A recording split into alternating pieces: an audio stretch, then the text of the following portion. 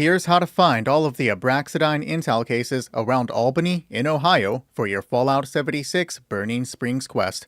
If that doesn't make sense to you, feel free to check out a video pinned on my TikTok profile detailing everything you need to know about the quest Dirty Laundry. But first, shout out to the guys over at the Nukipedia wiki. We're using their information and they did all of the hard work. Let's get started.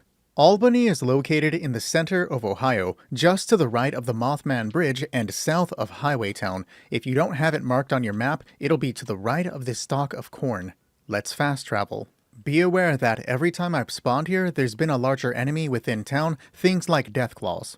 On spawn, turn around. We are actually heading towards that water tower. Our first case will be located in that building. This is a random spawn point for enemies. I've found rad scorpions, rad hogs, rust raiders, and another Deathclaw. Once inside, you'll find your first case to the right. Remember that intel cases make a chirping noise when you're close, and if it's dark, they emit a red glow. From there, back out of the building and go towards your right. You're going to stop at this fence, and let me just look down sight real quick.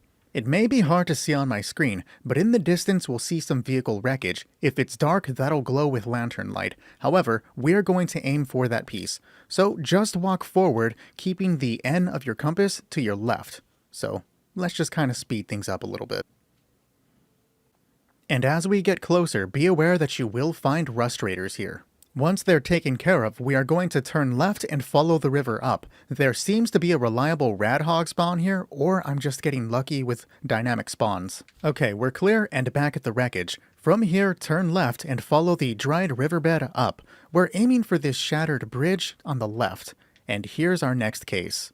And though it's kind of hard to tell because of the pixelated shadows, there are some cases that are covered in dirt, such as this one. In fact, there are dirtier cases out there when found in the wild.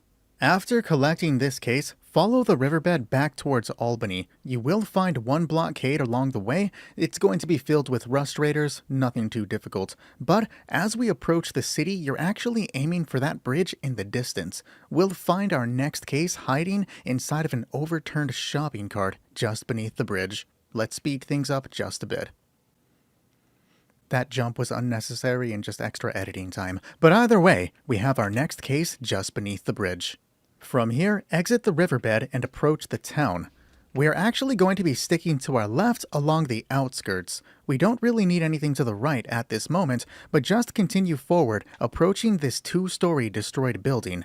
If you have a jetpack and marsupial, you can just hop on here and then fly your way into the location. If not, there's a locked red door on the front of the building. Just go past these cans and pick your way through. Now from the door, enter in and go left to head upstairs. This is where you would have flown in if you flew in. Your case is going to be just ahead on a shelf. If you turn around, you'll find one of those Abraxodyne caches. These caches are locked with a code that you get from Brody when you turn in cases to him. Unfortunately, these cases are not instanced, so other players can grab them before you do. The best way to get these items are to get them in private servers. As for what's inside them, it's randomized scrap, a randomized plan, and 3 Abraxodyne intel cases.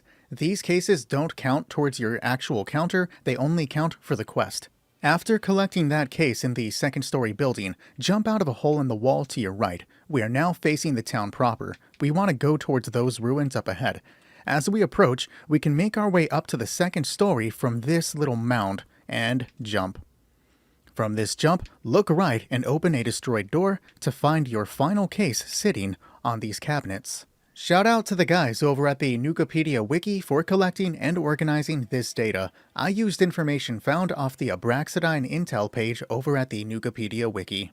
But there you go. Like and follow to collect more Abraxodyne intel cases together.